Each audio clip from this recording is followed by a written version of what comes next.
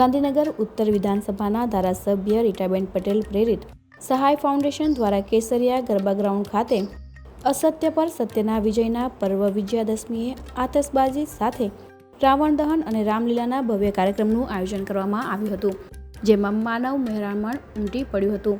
20,000થી વધુ નાગરિકો અને બાળકો આ કાર્યક્રમમાં ભાગ લીધો હતો। 51 ફૂટ ઊંચા રાવણ તેમજ કુંભકર્ણ અને મેઘનાદના પુતળાનું દહન કરવામાં આવ્યું હતું। ડ્રોન સાથે આકાશમાં ઉડી રહેલ પ્રતિકાત્મક હનુમાનના બાળકોમાં આકર્ષણનું કેન્દ્ર બન્યા હતા।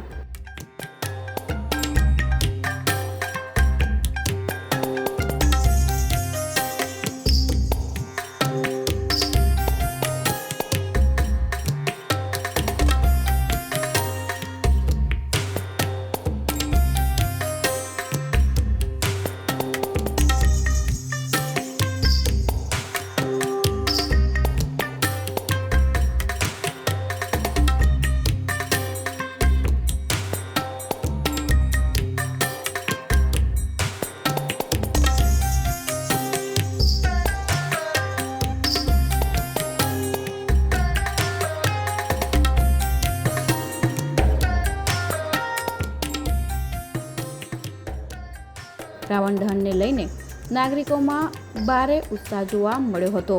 આતશબાજી, રાવણ દહન અને રામલીલા નિહાળવા માટે મોટી સંખ્યામાં લોકો ઉમટી પડ્યા હતા।